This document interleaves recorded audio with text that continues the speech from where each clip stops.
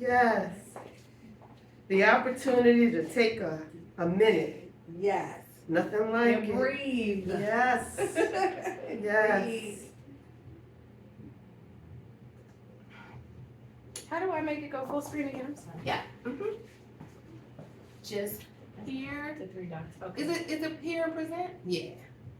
Perfect. Okay. I feel like it needs to be a escaped quicker it way. to do the. I wanted this in the time. What's this? It's over here. All right, I guess that's the thing you gotta do. You know, I always want. I'm like, show me. You gotta be a show. Thank you so much.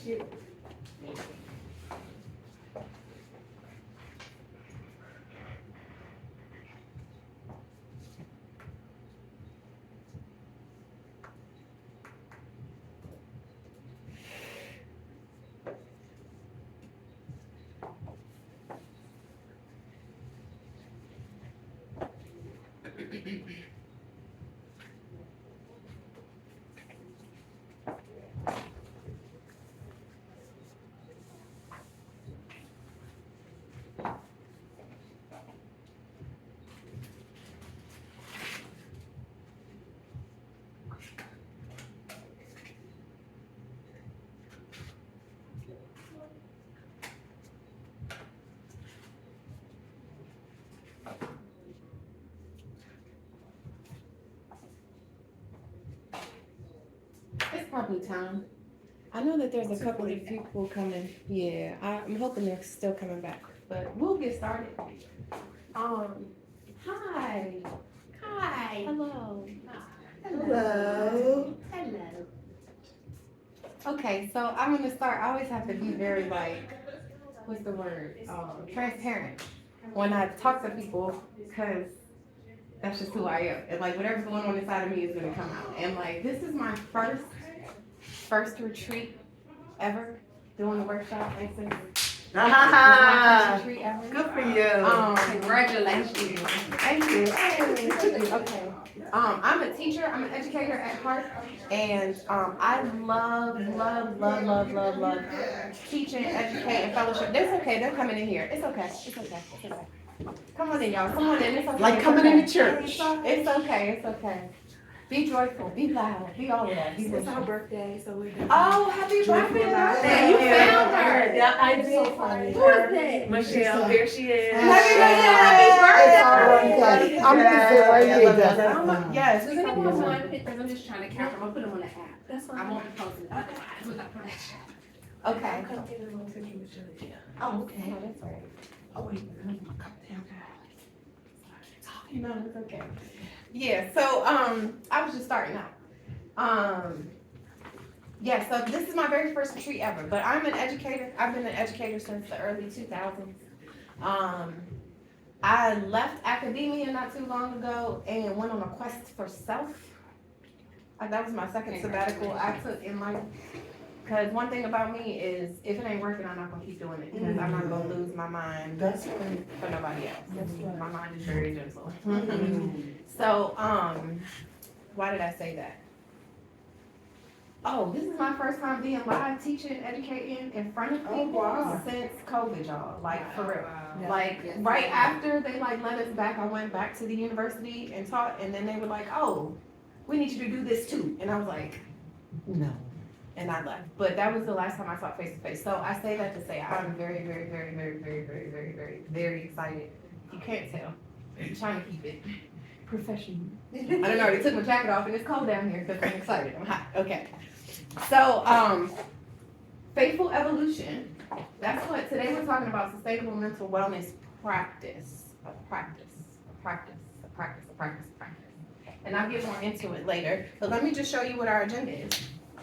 So we're gonna do some introductions. I'm gonna go last. We're gonna talk about faithful evolution. We're gonna talk about legacy. We're gonna talk about taking charge, and in here, all of this, you'll learn about what sustainable mental wellness is and what you can do for yourself and your family and your communities to create sustainable mental wellness practices. And then we'll have a portion for questions. At any point in time, if you have a question, a concern, something comes up, just talk to me. I like to have discussions. I like it to be more like this is us versus me and y'all. So let's get into it. Who wants to start? I'm gonna go last. So when you do your introduction, tell us whatever you want us to know about you, and then tell us something interesting, exciting, or something like that, or weird, whatever, something about you that we wouldn't expect. So whoever wants to start. Okay, perfect. My name is Kim Jones. I am originally from right outside of Philly, Chester, Pennsylvania. Right now, we live on Martha's Vineyard. I am a retired engineer. I worked for the U.S. Army. We have one son. He'll be 36 in a couple of months. Life is good, particularly after retirement. I retired in 2020 during all the COVID, the hype of it. My day now consists of walking, taking naps, traveling during the winter because my husband works during the summer, and just trying to take it as easy as possible. That sounds beautiful. Yes. Who's going next? Okay. I guess I'll go next after her. My name is Michelle. Today is my birthday. Happy birthday,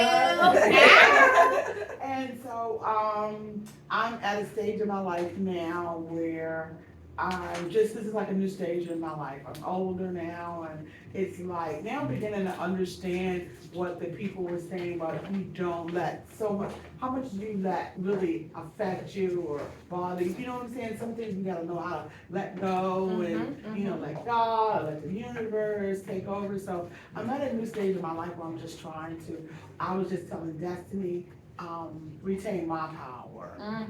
In this whole thing. I was with my husband for 29 years. My husband passed about 3 or 4 years ago. And what I never did understand was that I didn't know what it was like to be without a man. I had a man for so long all my life. Since I was a teenager, I was always having a man. So I didn't, for me to be at a certain age in my life and did not have a man, so then I had to bring on my masculine energy, you know what I'm saying, to do the things that I'm maintaining my house, my home, figuring out who's gonna cut the grass, taking out the trash, all of that stuff I never had to do. So that's where I am now, trying to reestablish that, my power. So. Thank you for sharing. I looked right at you. I know. I'll follow up. After Michelle. I'm Destiny. Hi, Destiny. Birthday is today. Happy birthday. Thank you. Yep. I am where I'm at in my life. I'm in such a great space.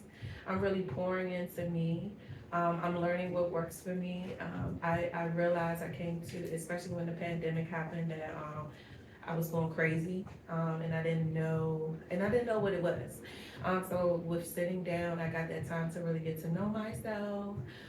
Similar to Michelle, I've always thought I needed a man. I ended up getting married. That didn't go well. That didn't work out.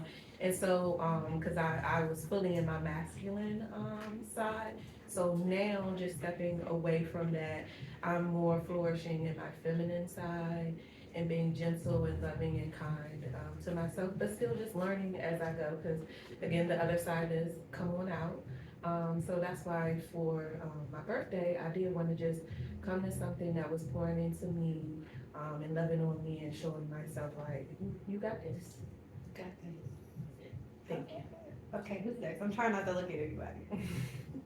It's fine. Okay, I was trying not to look at you. I appreciate the pressure. I appreciate it. Okay.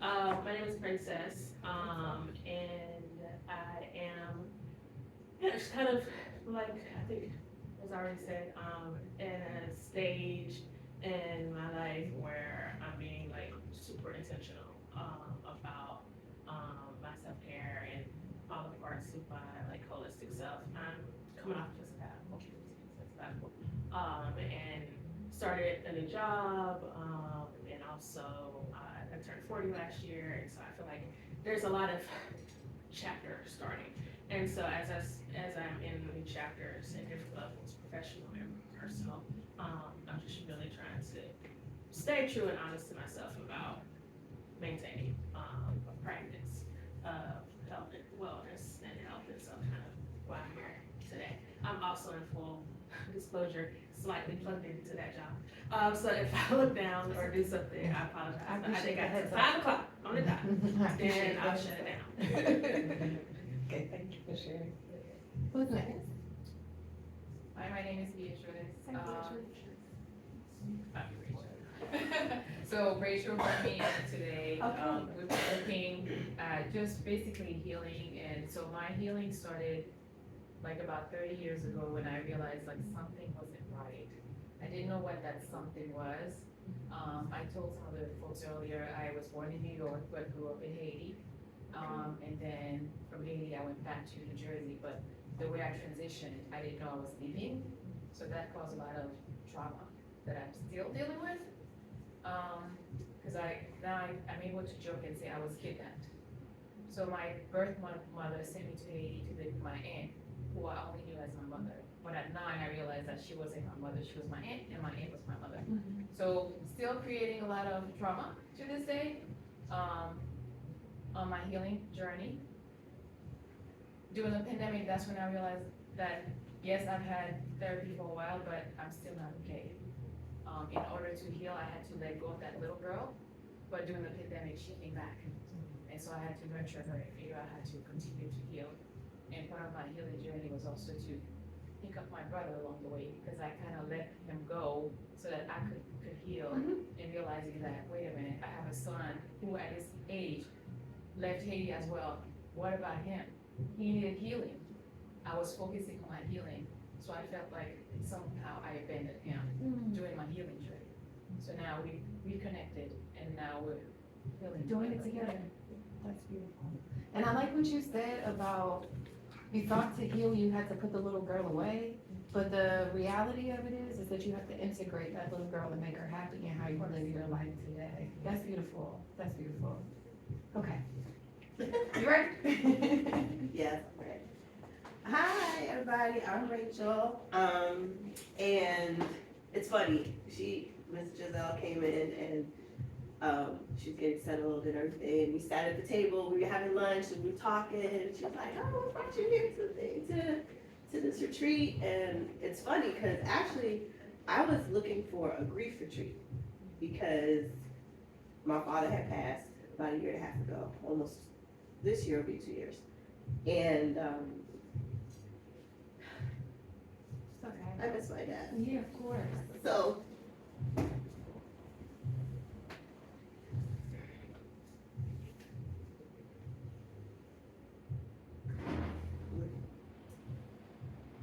I just need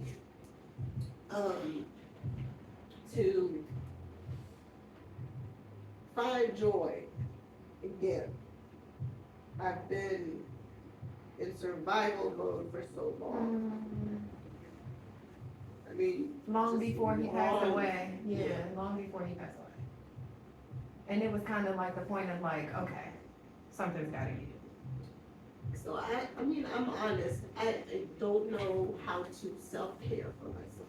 I just don't. I got you. Because I've never.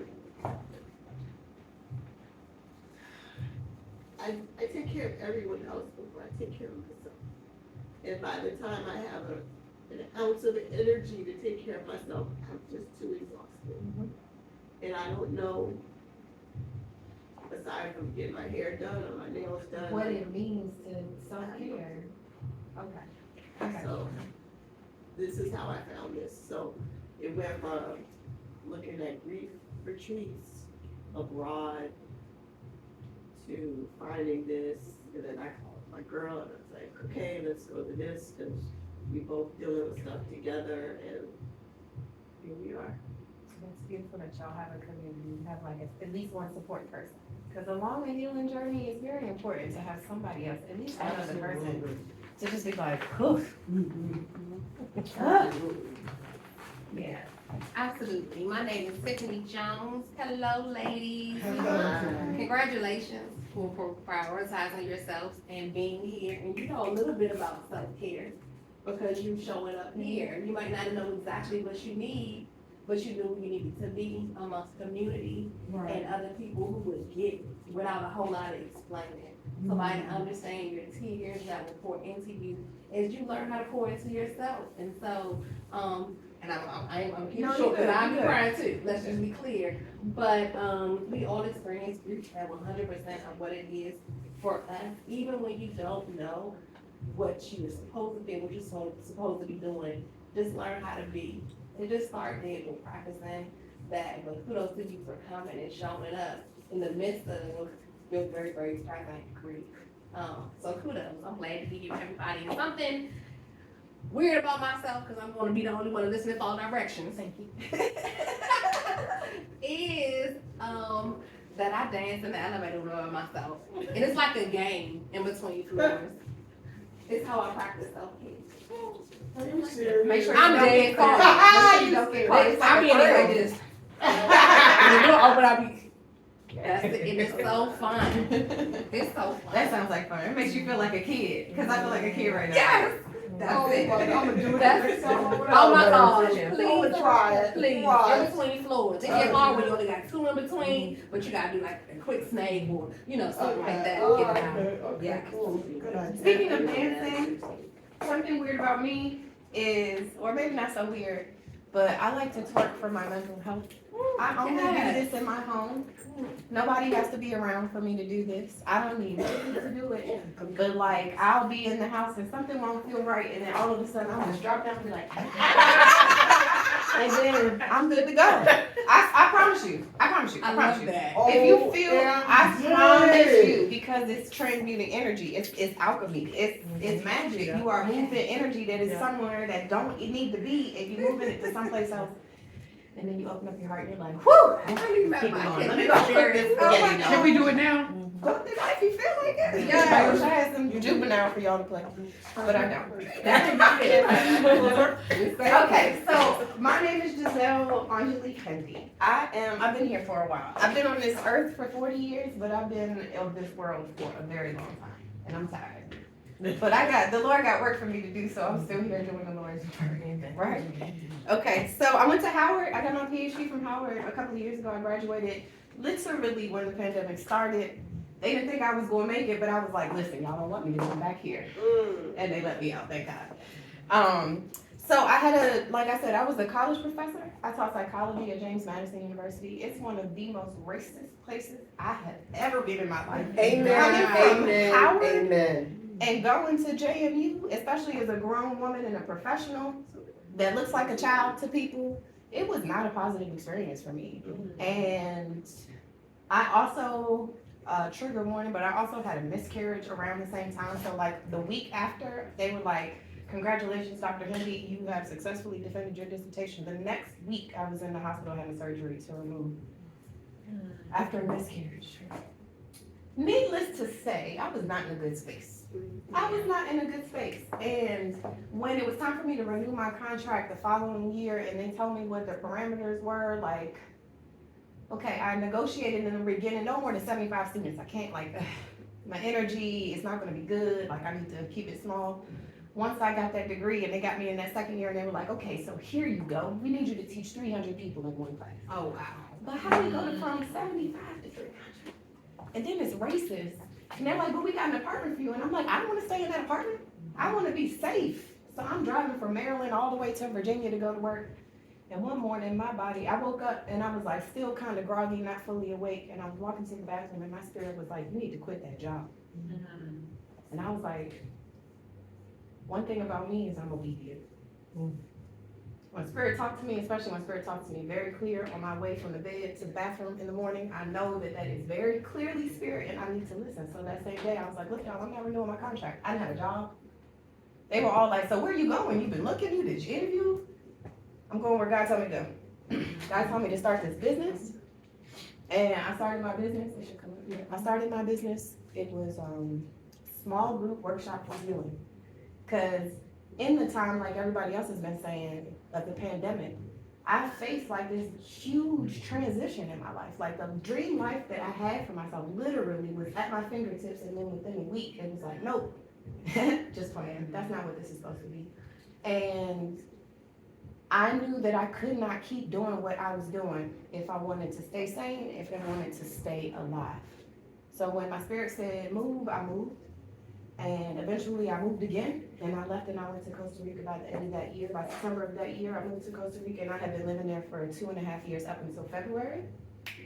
Wow. Yeah, and I found myself, y'all. Good for you. Yes. I found myself. And how I did that was, thank you very much. Mhm. It was not easy. It was a very bold move. I still don't talk to some people because of this move, but they don't belong, right? But what helped me to find myself was questioning everything that I knew to be truth. I had to question everything because I'm estranged from my family. I'm okay saying that. I'm estranged from my family. And everything I knew came from these people that have shown me for 30-something years that they don't really fuck with me. I'm sorry. I'm too. How about her? Oh Yes. my God.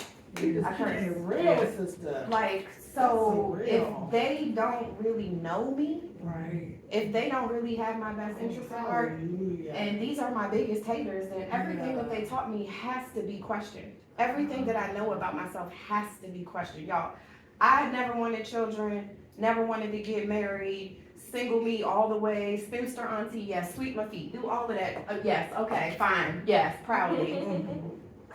What? The real me? Where my husband at?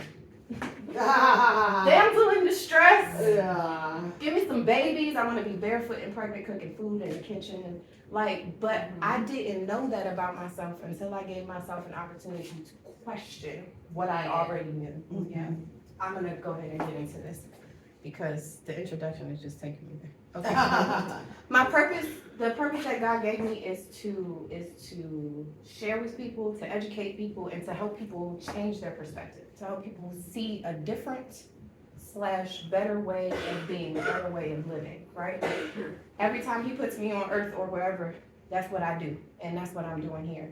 And so I want to ask a question. When you see the term faithful evolution, this is, Dr. G says, is where the business started. This was the original blueprint. But because we are constantly evolving, the brain is evolving. I'm evolving. The business is evolving. What I do is evolving. And in this particular time that we're in, this is like, how do I say it? Concentrated evolution. You know how they teach us that evolution comes like over a long period of time and you don't even really know that you're in evolution when it's happening. We are not in a biological revolution, but we are in revolution. I meant to say evolution, but I meant to say revolution. We are in a psychological and a spiritual evolution right now. And the benefit that we have of being in a spiritual and psychological evolution is that we can be more intentional about the outcomes of our evolution. And if we are not intentional about the outcomes of our evolution at this particular time, we will perish. We are already seeing it where people who are sticking very true to the very things that are crumbling in front of our eyes, people that are not willing to be adaptable and open their mind and be flexible, that their brain, they're having strokes. Because literally their brain cannot comprehend, their brain cannot function. They're losing the capacity for life. Because life means something different now than what it did when any of us were born. Absolutely. And we have to be prepared. The best way to be prepared for evolution at this point, in my opinion, is through your faith in God.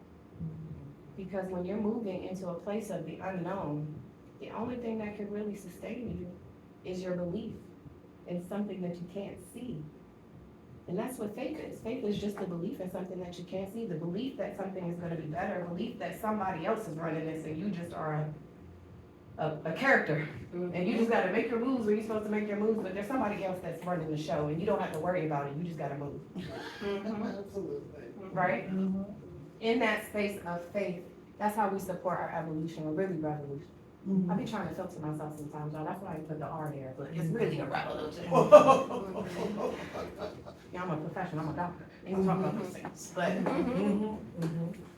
okay, so faithful evolution is where science and divinity meet. Like a lot of religions are like no to evolution, but evolution is a fact. It's a thing that happens. It may not be the way the world started, but it's a fact and it's a thing that happens. And again, spirituality or religion and divinity and science, they don't usually meet. The problem with that is that everything is connected. Like nothing is not connected. So how can we separate our science from our divinity when our divinity, honestly, in the beginning is what informed our science? That's good. So this is bringing the knowledge, the wisdom, the insight, the everything from all of the places that I have had experience, all of the knowledge that I've been privileged to get through my education, all of those things, to create strategies, tools, tangible pieces of information that can help us like thrive, not survive. I'm sick of surviving. I'm sick of struggling. You know, I don't know if anybody here is like a part of a pro-Black organization, or Pan-African organization or something like that, but everybody has to take like a pledge when you join these things, and it's like, you are committed to the struggle of Black people, and I'd be like, oh, right. I see what you're saying.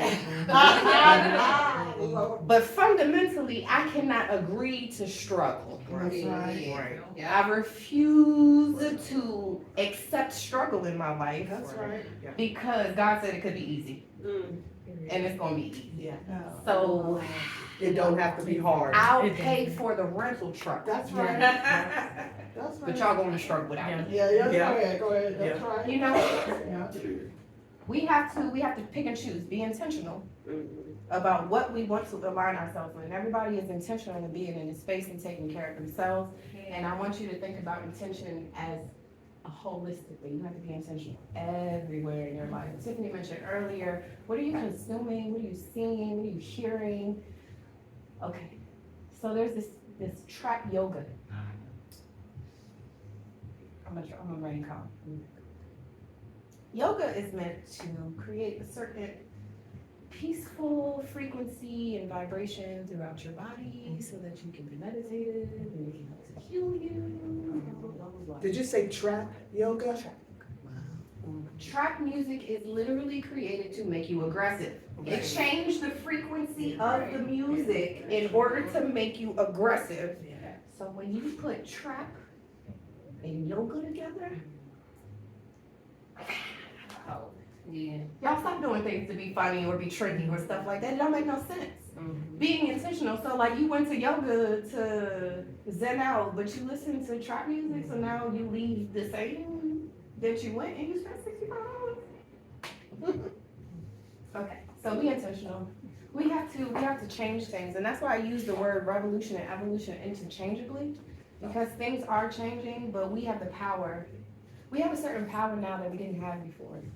A lot more of us are like the women in this room, are waking up to our spiritual power, our power to control and create our lives, the lives that we want. And in doing that, that is the soul, like, that's the ammo.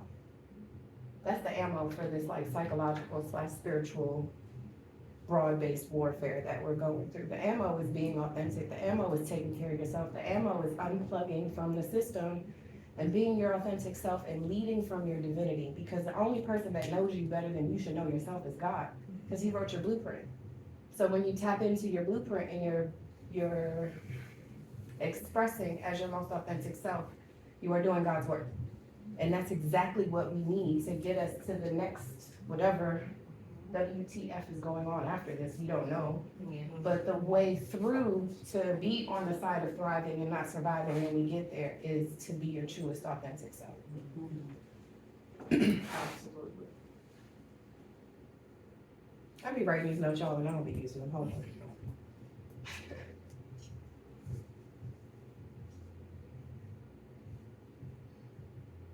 Okay. So, legacy. How do we get through this? Like, what are we thinking about? We think about legacy, we talk about ourselves, we talk about our children, we're thinking about our family, our grandparents, our children's children, and the children that come after that, a whole legacy of stuff.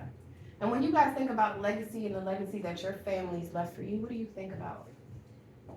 I think about wellness, but it wasn't always like that. It very much was associated with money and what I had to leave in terms of assets to my family and those that would come behind me.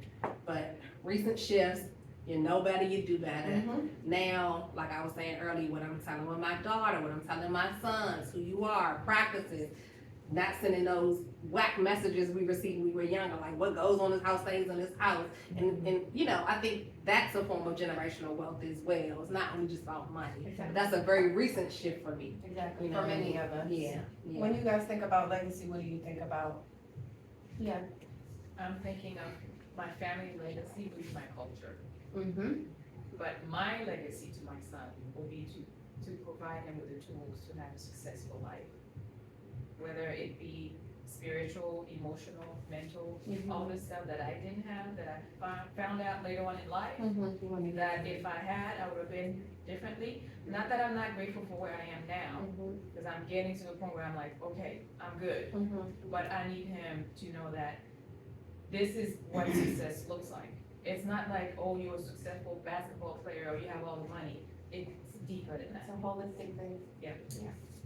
Anybody else? I agree. I want to second her. What's your name? Tiffany. Okay, Tiffany. As far as I have 2 daughters and a son, and I also am teaching them wellness and what that looks like and mental health, how that matters, and being able to communicate. Because I noticed that in my family we push things down and we don't bring things up. So I'm showing them how to be able to articulate how they're feeling, but also in a manner that can come across to many different people. So. Showing them. Showing them. Yes. So my legacy is this, I don't have any biological kids, Okay, but I have an adopted son. okay. And in adopting my son, I adopted his sisters as well, his younger sisters. And so my legacy, they think that I am the goofiest person ever, because I don't give them what I learned as legacy, like back in the day where it was like this and that. No, I give them the truth legacy of it, no matter how, you know, it comes off. Not, you know, knowing my intentions are good, what I'm telling you, you know, but to help them to survive. But not from the things that I learned that was so much untruth to that. You know, I give them the ghetto version of it, if that's gonna get, you know, if they're gonna understand that, you know what I'm saying? I give it to them on their level, you know what I'm saying? I don't wanna tell them any falsehoods. I don't wanna give them any falsehoods anymore. We ain't That's what- sugarcoat shit over here. Yeah, you know, that's what I was given, you know what I'm saying? So I don't wanna do that. So I speak from my truth, you know, and I give it to them, and I think they appreciate it even more. And so what I do is also I don't give it to them on a level like, I'm so grown, I'm so older than you, I know more than you. You know, I give it to them on a level that they can relate to. I will get that little girl level down. Let me break it to you like this. Is this gonna be good for you? Yeah, so that's where I want my legacy to them, you know what I'm saying? So. Yes, Ms. Campbell. I think I have a couple, but what comes to mind right away is what's important to me is that the younger people in my family realize that marriage is okay. Because there are lots of folks in my family who didn't get married or married and divorced, and I'm not knocking divorce, but when you grow up and see that, that's what you know. You are who you are. So, you know, I'm honest with them, and it ain't easy, but it's okay. Marriage is fine. It's okay to be married. You don't have to be a superwoman. You don't have to do it all. It's okay to be married and have a partner. And I want them to know that. I can see that, because there definitely has been a disconnect, and it's all intentional and part of the war that we're fighting. But there has been a huge disconnect between Black women and the idea of a traditional family and keeping a man in the home, and because Black women are given way more opportunities to be successful. Oh God, And the way that society teaches us, be equally yoked. How can the Black woman and the Black man ever be equally yoked if Black women have 89% more opportunities to make money than Black men do? Yeah. It's all by design. Yeah. So I appreciate the sentiment of reminding us of what it really means to be family, and reminding us of how powerful we are as a Yes. couple of Black people versus two single Black people. Yeah. I appreciate that. Thank you. Mhm. Thank you. I just met this man, Robin. I think think he might be the one, so. There you go. They seeing all that There you go, sister Yeah. girl, there you go. Yeah. It's a good thing. I claimed it this morning. Go good. I love that. Okay. Y'all got it. I didn't even have to tell you what I was gonna say about the slides. Just let me make sure you covered everything. So we talked about authenticity. I really appreciate you talking about the legacy of truth, Michelle, because that is really what it is. Like, we are in the position that we're in right now, I feel like, as a community, because we was raised to not tell the truth, to not talk about stuff. Like, when you talk about Yeah. marriage, Yeah. I was raised, so my parents are the only, my uncle and his wife were married when he died, but that was many, many years ago. But my parents are the only couple of, like, my cousins, my friend group, everybody, whose parents were married back then and are still married right now. It is a toxic situation, but they are still I married. said it ain't easy, sis. They are still married. And It's worth the examples, right, I get it. The examples that they provided for me, like we said, I said it earlier, it ain't no way. If that's what marriage look like and having kids look like, it ain't no way. I'm choosing that, right? My parents also reiterated to me that it was very important for you to be married. Before you have children, this is that WASP narrative of what you're supposed to look like and be like and all of that stuff, right? But when I got older and I looked at my family, I was like, okay, hold on. So Granny got 6 kids by 3 different baby daddies and Granny wasn't never married. Okay. Oh, right. You are only child, but your father is not who your last name is. So Yeah. What had happened? What has happened? Adding up. What had which happened? one of y'all? Where does marriage come in? Explain this to me. But it's the lie. It's the veil. It's the not telling me really what it was and having me make decisions based on falsehoods, which has us all in a position of transformation and transition right now. The common thread through what every single one of us, including myself, has said is that we're in a place where it's like, okay, I'm not sure exactly what it is they gotta give, but something gotta be. Something gotta be different. Because I can't do this shit no more. I have a question. Sure. Do you think it's a generational thing? Because it seems like our parents, they always have something that they were hiding. They always had something Yeah. like that didn't make sense. I do- As we grew yeah. get older, we're like, that did not make sense. Was that your uncle? Was that your dad? Yes, I do believe that it's generational. I think that we have been doing what we supposed to do for a long time. We've been doing what other people tell us to do for a long time. And if you talk to your parents and you ask them, why do you feel so strongly about that? Well, that's because that's what my mama did. And that's what her mama did. Yeah. Well, can you explain the logic of doing it that way for me, please? Because I just want to understand for this context.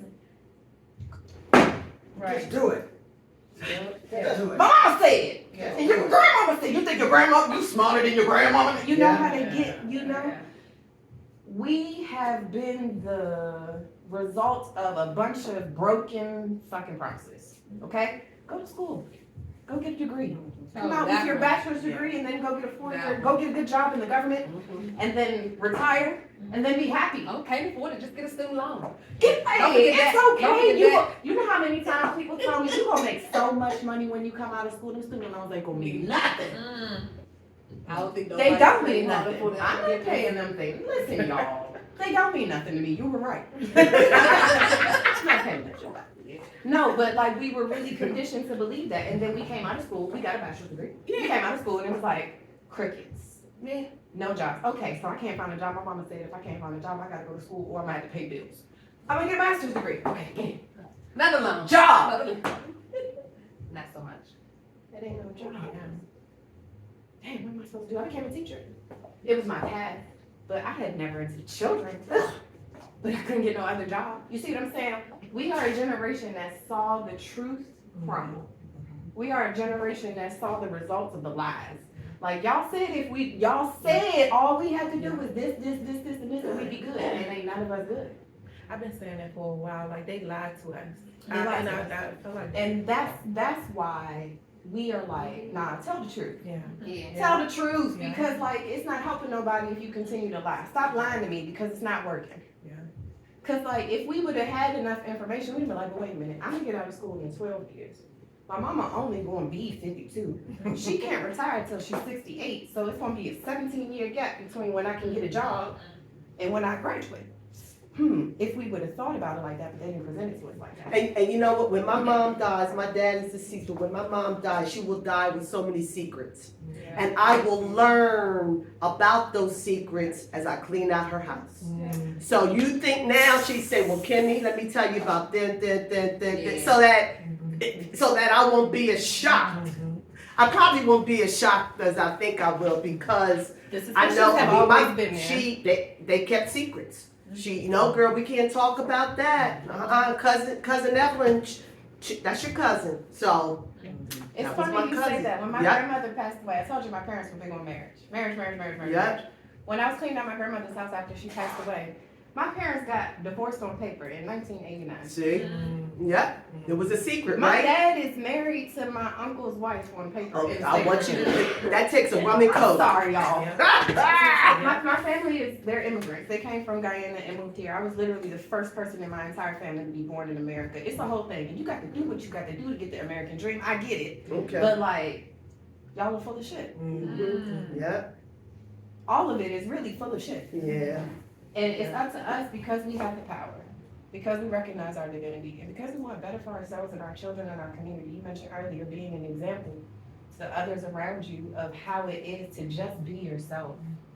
It encourages so many people when you are comfortable being yourself. All the weirdness, all the everything. And like, I'm coming to you, it's so much weight that's lifted from you from having to pretend. You were talking about the mask earlier, and you don't have to pretend no more. Just real quick, I remember going to high school and bringing friends home, and my mother asking them, "Who is your mother?" Because her concern was that we didn't date people who we were related to. Just all right, yep. Who were your mother? Who's your mother? What's her name? Who's your dad? My mother was like, "Cause y'all make sure y'all ain't related." Wow. Yeah, Because they don't that's want to deep, tell right? the truth. Yeah, because of the secrets. Because everybody knows, but don't nobody say it when the lights Exactly, on. because of the secrets. Rachel. So what I've come to learn over the years, because I'm a first generation Haitian American, my parents were Okay. born in Haiti, immigrated. So what I'm learning culturally, like when I talk to like kids like me, like how we were raised and then I talk to other families and how they were raised and stuff like that. So I don't know. I think we, because we know what our parents didn't know, we're the ones that can break the generational curses, Yeah. right? We're doing So, it. so for me, in some aspects, I think I tend to show a little bit more grace because it's just that they didn't know. It was a repetitive cycle that just happened from like, just years and years and years and years. From way back when up till now. Now we are smart enough to kind of figure out like, that doesn't make sense. Right, you one and know? one don't make So sense. now me, as I have children, right, I have 3 children, and it's like, I'm not gonna raise my kids in the same manner, and I'm an only child, the way my parents raised me is, some aspects. There were a lot of There's a lot of valuable value in that aspects, culture. right, Absolutely. that my parents instilled in me. But at the same time, there were things that my parents just did not talk about. But I talk about things with my children, my husband and I, we talk about things with our kids. So I'm not so quick to say that it's because they were uneducated or their lies or, like for me, that's not, I think it's just, they just didn't know. And now we, which could be part of the legacy conversation, we have a responsibility, those that do know, to change the narrative. So I think that's how I see it for me. So like in those aspects where we're like, we didn't know, why didn't they say it? Because they didn't know any They didn't better, know. right? So for me, I show grace in that aspect. I'm like, well, they did their best. Right. Absolutely. My mother used to You know, say, they did their best. I did the best with what I did the best with what I had. Yeah. I did right. Absolutely. And they only mimicked what their parents And did. that's exactly the And point that I'm we're making. we're doing similarly, but we're trying to get away from those lies. I mean, there's some things in my life that my son doesn't know about, Yeah. but the majority he does know. Yeah, and I'm not saying any of these things to condemn them or to condemn Right, anybody no, for what sure. it was, but like sometimes you just gotta call the shit what it is, Right. so that we can see it. Exactly. And that's where we come in as the generation of the know. Like, Yes. we know better, Yeah, right? we're not playing with them. Yeah. The information age. Right. And they didn't know what they were saying They when they didn't. said that, but we They are the didn't. information age. Like you gave us that information and we was like, nah. We're gonna do it our own way. We're gonna do it differently. Right. So living authentically, living by example, being your best self, living in your truth, all of those things. And this is where I put the emphasis on mental and spiritual wellness, because we talk about generational wealth and have property for your children, have a scholarship account, not a scholarship, college account, do these things. You know, buy your kid a business, put them on your payroll when they turn 13. All of these things that are very, very important in order for us to be able to make it in the world. Like, without money, you can't do nothing, right? And that's very important. But again, we have to, like how I said, they tried to separate science and spirituality, like, and created the United States and really white people, European people, because of the limitations of the capacity of their mind, they had to put things in black and white. But when you look at melanated people, we are all things all the time. So we understand that things can't just be black and white. They gotta be black, white, and all the shades of gray in between. And that is what I mean by that is like including not just the one aspect, like focus on this, focus on this. Like, if you know how they say like, okay, for me, I'm not supposed to have tattoos because I'm intelligent and I'm professional. And I'm not my mother has said to me, you're not the tattoo type of girl. And I'm like, Mom, I'm a girl and I have tattoos. So I'm confused, right? The limitations that they put on us. And they want us to just focus on generational health.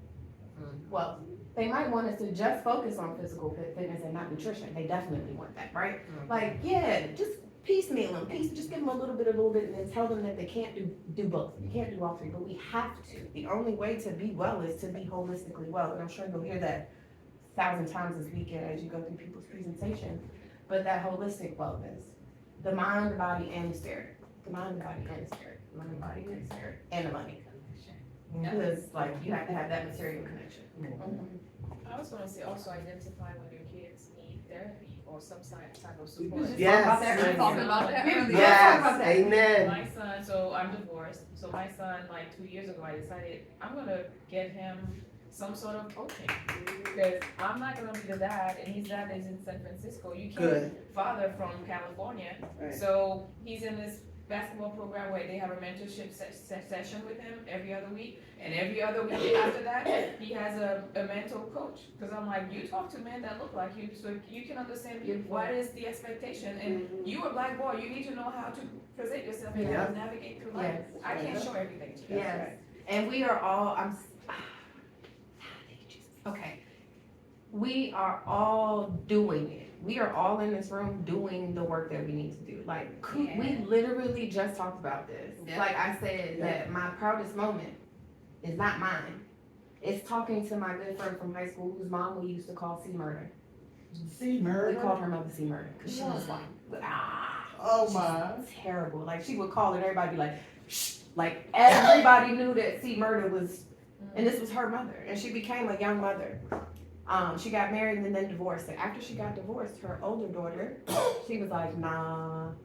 And she put her in therapy. And when she told me, I was just like, you know, trying to be calm. And, so what made you just have to do that? And she was like, well, you know, I went to therapy because of my mother as an adult. And I know I'm not her, but she raised me. Right? And then, you know, her dad left her and now this man left. And like, I can't have my daughter have a man if she's going into college. So she got her a therapist. And I was just like floored, so proud. And proud, like, thank you. Because like we all have been saying, we are the ones that are changing this. My parents watched me be depressed. They watched it. They looked at me and they were like, You gonna talk about this? something's wrong with you. You need to get it together. Thanks. Yep. You have anything else to offer besides that? Like a tip? That is your mental A health. strategy? Something. Something? Anything? Get A over it. psychologist? Right. Get over it. Something? No. And then be like, you was, girl, we didn't know what was gonna happen to you. I'm sorry, y'all had the power to do something about it. Why didn't you didn't even call my pediatrician? Like, you could have did something. So I'm grateful for us for being the change makers. And that's really what this whole faithful evolution, this whole thing is about, is us being the change makers, but recognizing our power through God to create exactly what it is that we want to see as we move through these stages. Your life can be, okay, your life can be so much greater than anything you ever imagined. When I was in high school, I used to, since I was high school, I got introduced to study abroad. And I was like, I took Spanish since I was in the 6th grade, and I was like, I'm gonna go and live in Mexico for 2 months and do a semester abroad eventually. When I get to college, I was like, I'm gonna do it. I went to college 3 times, y'all, and I did not do a study abroad. But you know what God did? When I was about to lose my mind, He said, you know what, baby, do the best study abroad. Do a self-study abroad. And don't be on nobody's time, don't be on nobody's schedule, do your thing. And He sent me to Costa Rica. I didn't even go there with the intention to live there. I went there with the intention to like be away from here for the winter. And when I got down there and I felt the vibe and I felt the healing and I felt God, I was like, okay, I'll just be here. And people be like, so how long you staying? I'll be like, so God tell me. Okay. So I was supposed to be here in January, right? And I didn't come back. And then I was like, February, stuff started getting kind of wonky. And I started feeling like, I think it's time for me to take a break. Like, you need a break from everything, even paradise sometimes. And I was like, I need a break. I'm gonna go home for an extra little bit of time before the retreat. And then right after the retreat, I'm gonna go back. I'm gonna come back. I don't think I'm going back. Since I got here, it's been made very clear to me that I need to be here. I'm in a man of It's very clear to me that first things first. It's amazing how they can conform to lies. No, for real. And I've been a person that has not been about men. Like how y'all say, like, I don't know what life is without a man. I don't know what life is with a man, for real. Like, I've been okay being single and having friends. My whole life. I've really been okay with it. But like I said, when I found myself, I'm like, nah, but that's not what you want. You want this long-term thing, so you gotta move like that, right? And so when I promise you, I was like, as soon as I'm leaving on the 27th, 28th, whatever the day is. I was like, I'm going back, I'm coming back. I'm not even going to do that. You came up here to do this? Because I saw, like somebody else said earlier, I saw the title, Mind, Body, Spirit. I'm like, this is me. I got in a black and Upper Marlboro, and it's home. Like, I was like, I gotta do. And it's my first retreat in Upper Marlboro, up the street from where I grew up. Like, it's full circle for me. It's a full circle moment. So even if I was going back, I'd have paid the money to come. I was going to pay it before, like, pay the money to come here and do it. Like, absolutely. But when I got here, it's like, this is where I'm supposed to be. So, like, this is part of being authentic. This is part of my faith. In that, when you asked the question earlier today about stressors, I was like, I honestly cannot identify a stressor in my life. It's good for you. Because I have 100% faith in God. I'm not going to say that when stuff happens, I don't be like, okay. I give myself that moment, but then I give it to God. Because, like, I don't have control over shit except my mind. That's right. And my thoughts. That's right. Right? So, like, why am I wasting time or energy on fretting over stuff? Like, seriously. And I realized that it's a long way. And something that I'm very proud of and that my homegirl was like, duh, is that I really do live this stuff that I teach. This isn't just rhetoric. This isn't just an Instagram page. This isn't just for likes or comments or money. Like, I truly, this is modeled after my life. After how I live in a day-to-day. And I can promise you that it works. Yeah. It's not easy. But, like, how you feel on a regular basis doesn't have to be based on bullshit. And, like, the day that I woke up and, like, I had been consistently happy for a couple of weeks, I was like, is this what baseline? That part. This is baseline. Baseline isn't depression, like an elevated level of depression. That's not baseline. Baseline is joy. Like, you could wake up and feel like this every day, and it's okay. Something doesn't have to come to fuck it all up. Like, this could be your life. It was shocking. It was shocking. It was shocking. Like, mostly because I didn't know that I was doing so bad. because I had been so successful on the surface. I got my degrees, I've had my jobs, I'm an intelligent black woman, I have money, I've got this, I've got that, I got a Gucci bag, like, I'm good. No, I'm not. No, I'm not. I got to the pinnacle of my dream, and the pinnacle of my dream was also like the lowest point of my life. And where do you go from there? Where do you go from there if not up?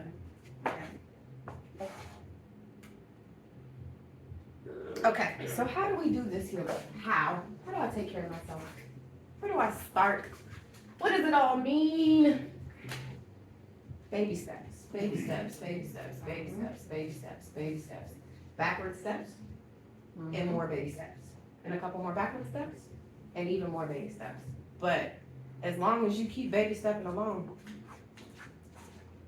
you're gonna have that day where you're like, wait a minute, I've been joyful for 6 months now. Hey, shit has been happening. I'm not saying shit ain't gonna happen. Shit has been happening, but I haven't been upset. Because I have control over my mind. I have control over my emotions. Absolutely. I have control over what I can focus Girl, on. That's you're all the that I have control over. I don't have control over anything else out here. You are the truth, I tell you. You speak, I swear, so well. I love it. Thank you. I'm sorry. That's Thank really- you. That is so truthful. That's all that you have power over. That's all that you have control over. And especially as black women, because there's so many unknowns out there and so many dangers out there, we hold on to the things that we don't have control over. Our children, our clothes, the way. I know that a manifestation of my mother's control was how strict she was about how I looked when I walked out the house. Amen, amen, amen. Or Girl! Or how clean, making sure when you walk into the house, you can smell the bleach. That meant you really, really scrubbed and your house was together. or how well you cooked. How stressful is that? I don't How even stressful cook. is that? I don't even cook. I can't even put on comfortable I clothes to don't. go outside. I don't cook. It's stressful. Somebody might see you.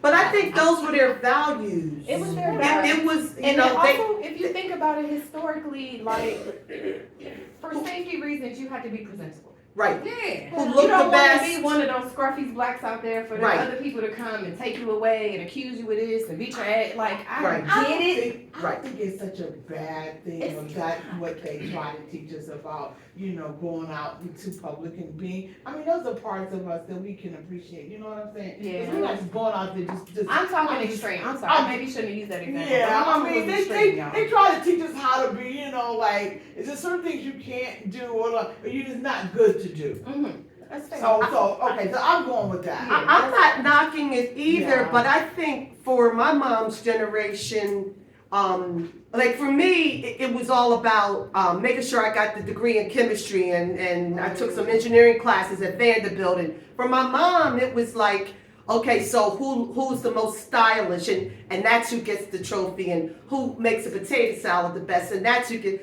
but those things, especially the cooking for me, were just not important. For me, it was becoming an engineer, making the money that I could, retiring financially comfortable, and seeing the world.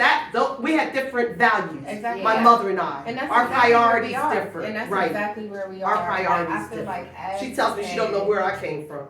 Good. I don't need you to, Yep. because I'm good. Yep. But like, we really are. We just really are at that point where we can't keep doing what they did. We just cannot. It's not sustainable. It's not sustainable to be that way. There's not to say that there wasn't a lot of shit that they had to deal with, but we have so much more access Yeah. to the shit that's going on. It's a different world. There's so much information, like, it would have taken us, back in those days, it would have taken longer than 30 minutes for us to find out that Israel had bombed Palestine, right? It would have it took us 30 seconds, 2 seconds. We knew before they set the bomb off that they, you know what I mean? Like, now we're just so bombarded with information from everywhere that our baseline level of stress is like heart attack stress 30 years ago. Absolutely. 40 and under folks, our adolescence started with crisis. Our adolescence started with 9/11. 9/11 happened my freshman year of college. My first semester of college, 9/11 happened. Like, and this is and it hasn't gotten any better. It's only getting worse. You see what I mean? So like these heightened levels of stress and all of these different contexts that are different tell us that we cannot do the same things because we already are in the fallout of doing it that way, right? Yeah. Okay, so slow progress is awesome progress. How do you build your sustainable mental wellness? The meat and potatoes, ladies and gentlemen. How do you build your sustainable mental wellness practice? First of all, I want to say this. I need to make this distinction. Yoga, keep yoga outfits, trips to the pond and pictures, picnics, spa days, sound bath. All of those things are awesome. Oh my goodness. But all of those things without doing the actual psychological, emotional, and spiritual work is like going to the gym every single day and then on the way home stopping and getting the phone. Yeah. Yeah. Piggyback. Yeah. The 5 for 5. Okay. That's basically, and I need to make that distinction. Because social media and trends and this and that will tell you that the self-care is over here. No, sorry. That the self-care is in the sound bath, in the nail salon, in the spa, taking the expensive vacation to Greece with the photographer so you can get the pictures. It's telling you that. Self-care, first of all, is free. It's free. Yes. Free. Yes. It's free. And it's meaningless if you are not doing this part. I'm gonna highlight what's most important to me. So I'm a psychologist, I'm a cognitive psychologist, I'm a developmental psychologist. I focus on your brain and like how we think about thinking and the processes of our brain and our processes of our thinking or cognition that can help to benefit us in life. You have control over your brain. You don't know, so most of us don't know that. But we have control over our brain, and how we choose to view the world is literally how the world that we then create is gonna look. And you have control over it. So if you are always a pessimist, if you're always thinking like, oh, this is gonna be terrible, this is the worst, I know, I already know. And then you watch it happen in your environment. Like, I already know there's gonna be some traffic, what you gonna do? You're gonna hit traffic. I already know I ain't gonna find a parking space, what you gonna do? You're not gonna find a parking space. But if you go out and you be like, you know what, this traffic gonna be easy breezy today. Traffic is gonna be easy breezy. If you go and you be like, you know what, I'm gonna get a parking space 3 from the door, that third parking space is going to be open for you. So the way that your mind works is going to control the way that your reality is manifested around you. So it's very important for you to manage your mind. Second is talk nice to yourself. This really is the starting point of a healing journey. If you haven't started talking to yourself nice, you're not really healing yet. Can I say something on that? It's only been maybe a year that I've taught myself to stop saying if I made a mistake, oh, Kim, that's detrimental, and I did it all my life. Oh, Kim, or oh, you should have known better than that. And I just stopped over the last year doing that. If you are not talking to yourself, because it's key. It's key. Because and how I learned this, the first I was in grad school this last time, and I woke up one morning and I realized that every morning the first thing that I thought about was everything I didn't do the day before. Yep.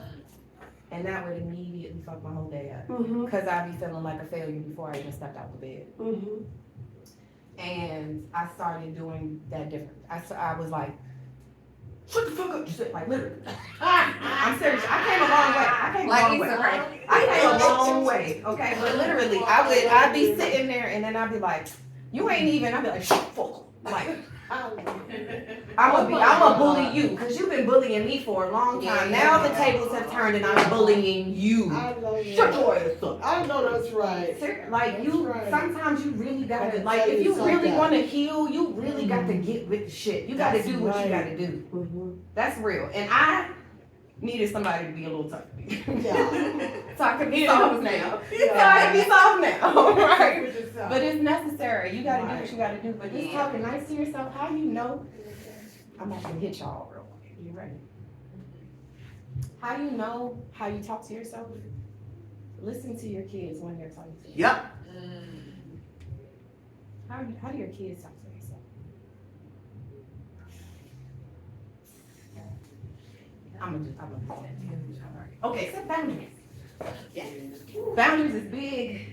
I It's a wanna trend, learn it's a how to whole do that book. more. There's a book called Set Boundaries, Find Peace by a woman named Nidra Kiyal. You Okay, can find it at It's Target. really good. okay. She even has she created the book and then made the workbook to follow. So there's a workbook that goes with it. You can get it as a bundle. It's amazing. Set boundaries. We talked about this a little earlier. I was doing a presentation on mindfulness and meditation and yoga at a local family services organization. A bunch of moms in there. Some of the moms had their kids. It was during DCPS spring break. So like, you know. So I was telling them about self-care and taking time for yourself. I was like, you need it. Even if you can just give yourself 2 minutes, take them 2 minutes. And I was like, but more realistically, take 30 minutes and walk. You see how they multitask your wellness? I was like, okay, so I put meditation and exercise together. Y'all see I be all over the place, but y'all can get it. Meditation and exercise are together because you can walk and meditate. You can do yoga and meditate at the same time. Maximize, like multitask. We don't have time. But the time that we create, we gotta make the most of it. We gotta maximize it. So I would tell you like, I'm sorry. In this session, I'm like, okay, so do your meditation if you need some time, but you also need some exercise and your kids need fitness too. So everybody go for a walk. Take 30 minutes, go for a walk. Don't bring no headphones, no music, just walk. And the mom was like, bring the kids. She gonna ask me 32 questions. And I was like, ignore all 32 of the questions until the walk is over. And then you can redress it when the walk is over. But your daughter will learn that this 30 minutes of walking time, I can't talk to mommy. And 30 minutes out of 24 hours is okay. That little girl about 9, 10 years old, she can find something to do for 30 minutes. She can also get this exercise and be quiet and meditate right along with you. Huh? Set the example. Be the living example of what it is that you're trying to create. And that's setting boundaries. And a lot of us struggle, I'm not parent, but a lot of people struggle with setting boundaries with their children. And it has a lot to do with our unresolved inner child stuff. It has a lot to do with the guilt that we may feel about how our relationships look or what our lives look like or all of those things. If you are doing this stuff right here, you are less likely to have those things affect you when it's time for you to interact with your children. And your children won't have to take on your trauma, your issues, your things. Can you please repeat the author's name of the book setting? Oh, Nidra, Nedra, Tawab, Tawaab, I believe. Sorry to interrupt. No, it's okay. Well, we also have to teach them boundaries. And by creating our own, creating- exactly that. Exactly. And kids are very good at setting boundaries very early. It's us that mess it up. Exactly. Because they'll tell us no. They'll say stop. Not But then now. we'd be like, no, that's an adult. The answer's yes. And the answer shouldn't be yes, because that kid already set a boundary. We set our kids up for failure with that one right there, especially in our community. No, that's your elder, hug them. Absolutely not. If my child ever say no, okay. You got it. They said no. Fight me then. Yeah. Because no. Okay, so supporting practices, go outside. You said this earlier. Nature is your best friend. Absolutely. Nature is your best friend. Even if you can't make it outside, put your head in the window and find the sun and let the sun hit you right here real quick. Just, okay. It'll reset you. It'll reset you.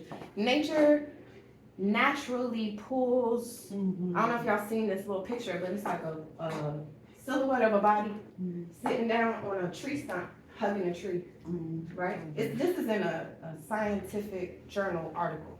This isn't some like woo-woo new age stuff. This is from a science. And the person is sitting holding the tree and they have arrows going. And the arrows are going throughout the whole person's body into the tree, and then the tree is filtering it and bringing it back into the person's body clear. It's been scientifically proven that being in nature filters negative energy out of your body and replaces it with clear, clean, positive energy. That is true. Hug a tree. Hug a tree. People be like, okay, see? I don't want to hug a tree. Hug a tree. I don't want to do I that. challenge you to do it for Oh 30 my seconds to see how you feel afterwards. There's plenty of trees out here. You can go find a tree that don't nobody got to see you at and hug that tree and see how you feel afterwards. I promise you. Take your shoes off and put your feet in the grass and hug a tree. Yes. Okay. Yes. Take your shoes off and just put your feet in some grass. Hug a tree. Do it, Oh, do it, Michelle. Do it. The only do part of you it. that has to touch the tree is your palm, the palm of your hand. can I stand in front of it? Yes, you can. Can I talk to You it? could even Can I sit, not, do I not? you could let even it sit go? like this. Just sit down on the ground and put your back against the tree. Can I put my back against the tree? Yes. Okay, great. Yes, let the tree Excellent. support you. Let the tree, you might. Okay. Baby steps, remember? Baby steps are still Oh, progress. you're going to- Watch, next time I see Michelle, she gonna be on Instagram like, y'all. Right. I will be We'll taking leave it a okay. picture. Okay. Alright. Okay, meditation and exercise, I talked about already, but when we had the legacy one up there, we talked about nutrition and physical health, generational wealth and all of that stuff. But meditation and exercise, mind, body, and spirit. Tiffany talked about this in her session, but if there's something wrong in your mind and you choose not to deal with it, it's gonna show up in your body. If there's something wrong in your spirit and you choose not to deal with it, it's gonna show up in your body or your mind. If there's something wrong with your body and you are choosing not to deal with it, your spirit or your mind are going to respond. It's a system, a holistic system that if any part is out of whack, the whole system is eventually gonna be thrown out of whack. Burnout. What is burnout? Well, my mind tells me that I can keep going, but for the last 6 months, my left leg keep going out. But I gotta do it. Oh wait, I can't use my left leg. Right. Oh my God, I can't walk. I know 2 people that this has happened. Two people that I have met, put my hands on, touched, know, who chose not to deal with their grief and eventually their legs gave out.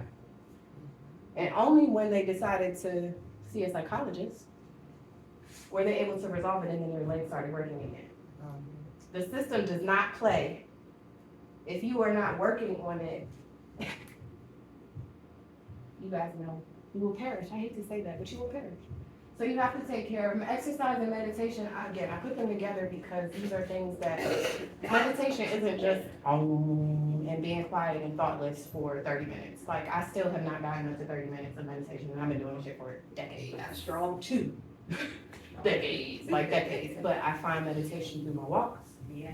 Outside, multitask. I'm gonna take a walk outside. If I'm gonna use the treadmill in my homegirl house, I'm gonna open the shade so the sun is coming in at the same time. So I'm doing nature and meditation at the same and my exercise. I'm doing it all right now. Be creative. Oh, this is my favorite. We can't talk about it enough, girl. Be I'm creative. there with you. Do anything. So my easiest go-to before I knew that this is what I was doing was coloring books. Oh my goodness. I would buy adult coloring books and get like the fanciest, I want the teals and the fuchsias and the bright orange and I want all the colors and get my colored pencils and I would color.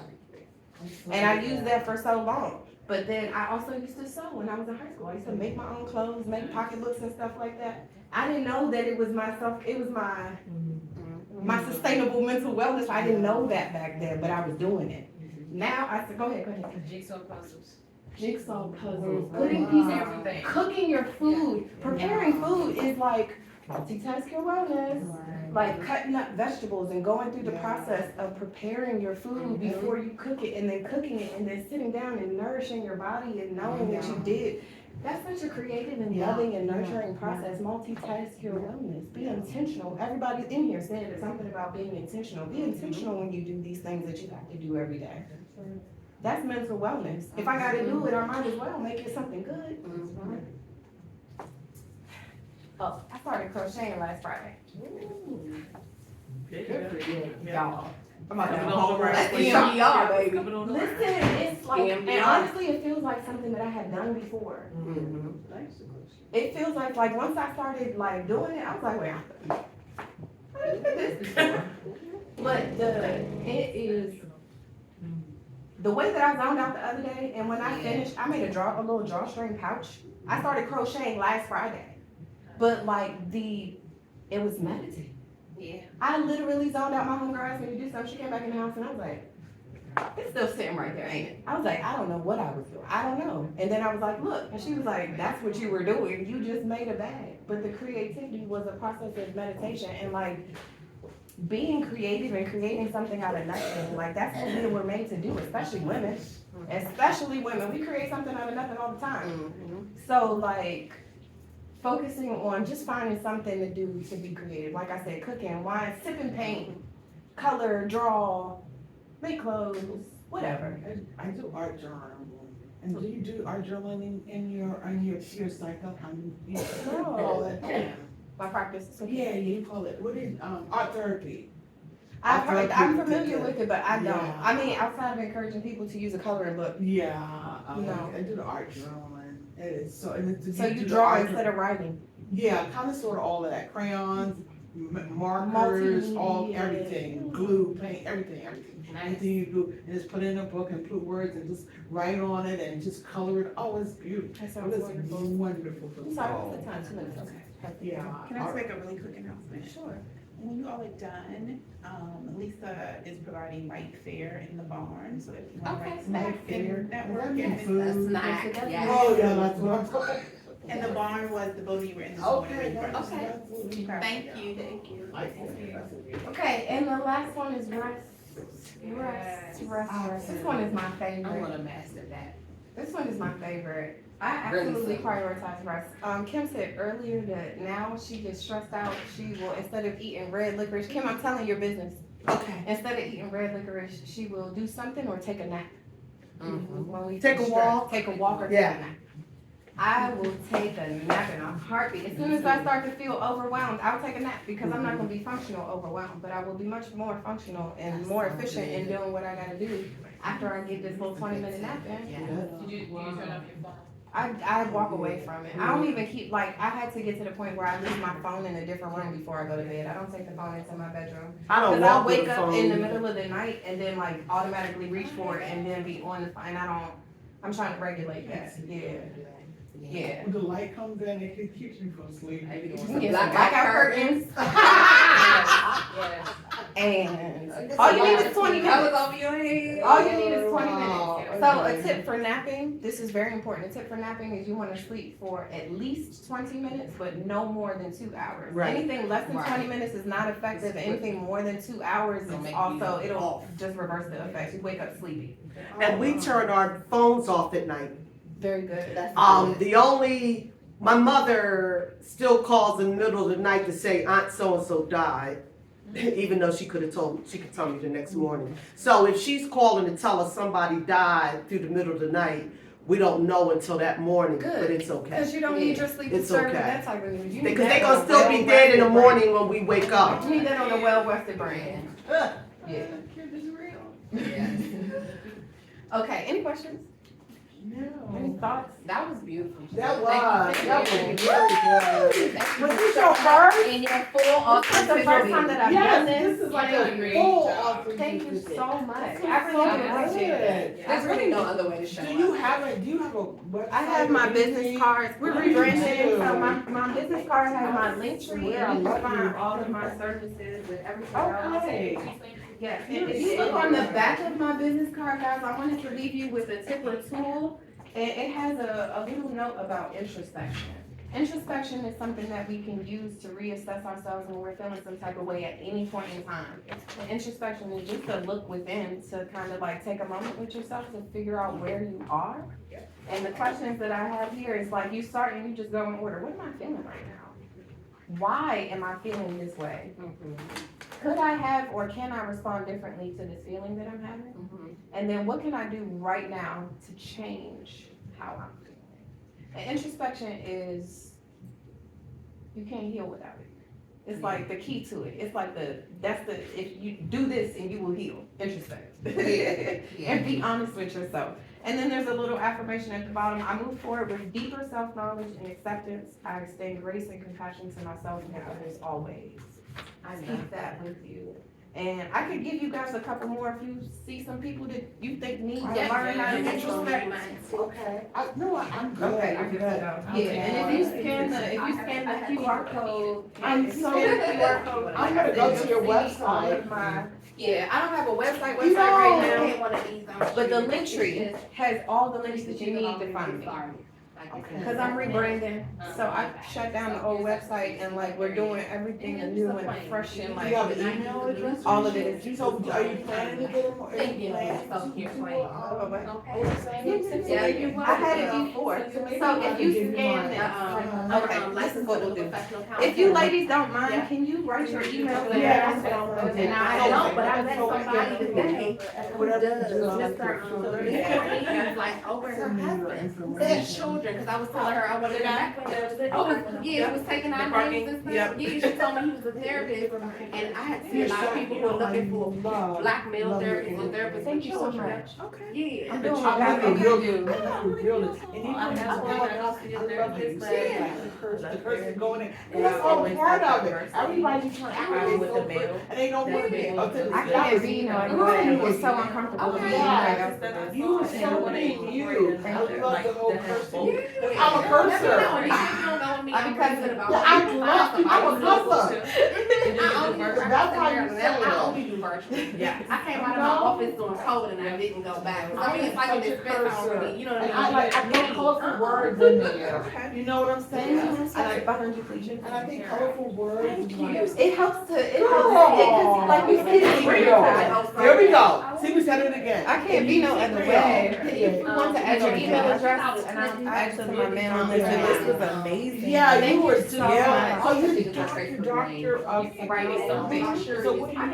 I mean, so what do you teach? What do I do? Okay, so I'm focusing, it's a psychoeducation, so I teach people, but I do coach individually. I do small group workshops, like virtual workshops online, teaching different things, like about the coping, about mindset, the self-talk that I was talking about. I do those types of workshops. Now that I'm back at UC, I'm moving towards working with more family services organizations to be like their mental health advocate, educator person, to like do this for more of us. Right. And the ones of us that wouldn't know to go onto the Google. You have to be like, in contact with your Right. I'm trying to That's much needed. Yeah, I'm your psychologist homegirl. That's That's what you was given, and that's what it needs. You were. See, that's what. This is great. I love that. All of that. That's traditional sense. Yeah, it's not only that. I'm not that. Yeah, and so they can relate to you. Not trying to do that. Yeah, so and they will relate to you so much. Yeah, you need to do You that. guys are showing me, like, I'm doing exactly what I'm supposed And to you be need to doing. keep it just how you keep Because y'all it. get me. You keep it just how you keep it. And I appreciate it so much. Yeah. I feel like God takes you where you're supposed to go. Yeah, and you are just. And I love that you step out like that. That's so encouraging and inspiring. Because I have children, so I feel like that has held me back. But I love you going and taking that trip. Little kids between the age of 3 and like 15. I get it. And that's what a lot of people struggle with, but eventually